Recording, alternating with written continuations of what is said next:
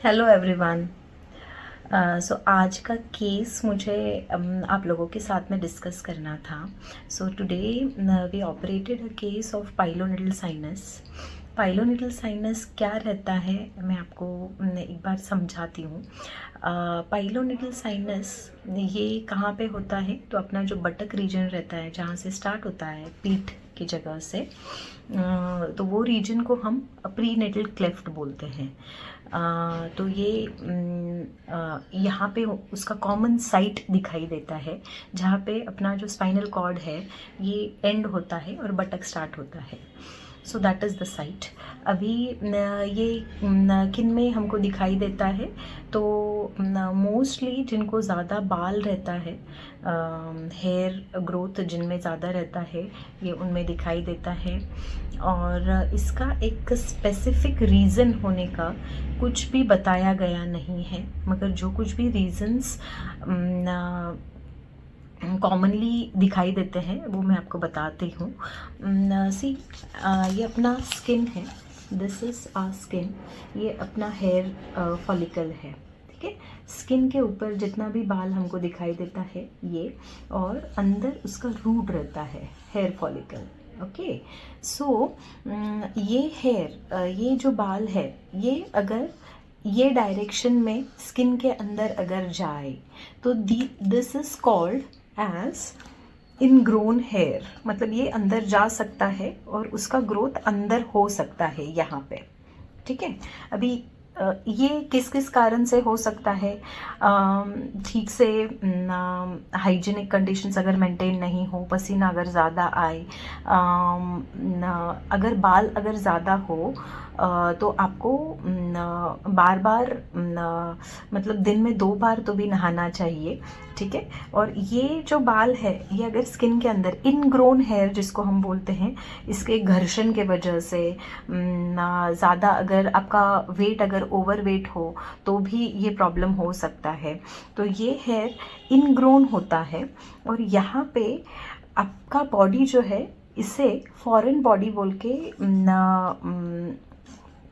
Treat करेगा और आसपास में इसके इन्फेक्शन तैयार कर देगा, जिसको हम एब्सेस बोलते हैं, सिस्ट बोलते हैं। और ये सिस्ट के मार्फत इसको बॉडी बाहर निकालने का कोशिश करेगा, ठीक है।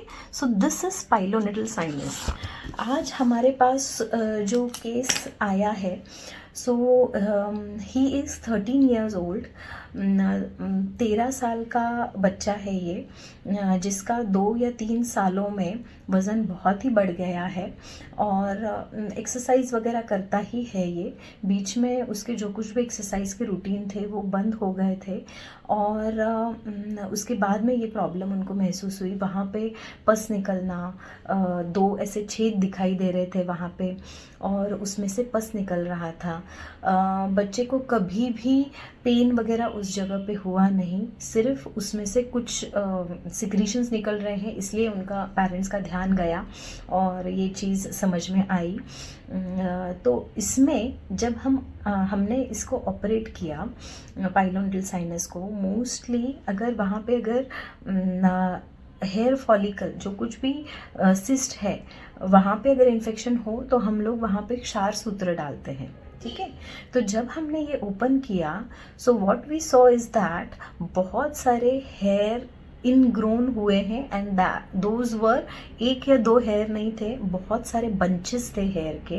And that was really very complicated case, and that wound was till sacrum।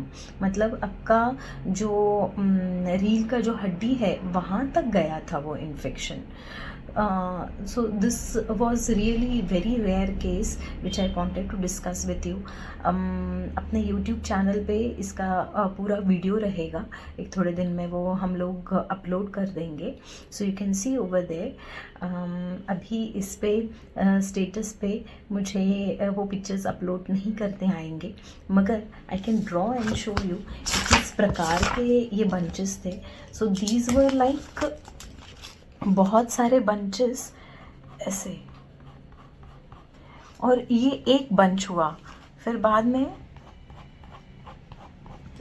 ऐसा दूसरा, ऐसे 5-6 बंचेस हमें उस वुंड में से निकले हैं. So this was the complexity of the case. So please ध्यान रखिए, अगर बच्चों में वेट गेन की अगर समस्या हो रही है तो वहीं के वहीं आपको स्टॉप करना है. ये बच्चों के खाने में भी आपको कंट्रोल रखना है. जंक फूड, फास्ट फूड ज़्यादा नहीं आना चाहिए. ज़्यादा से ज़्यादा घर का खाना दीजिए बच्चों को.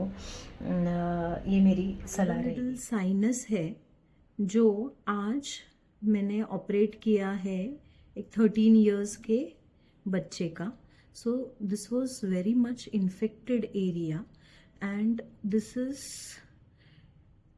these were like 3 tracks from outside and connected to each other. And why this has happened, see here also one more hair follicle is there infected, this black spot you can see, and you can see so many hair bunches over here. बहुत सारे hair के bunches है.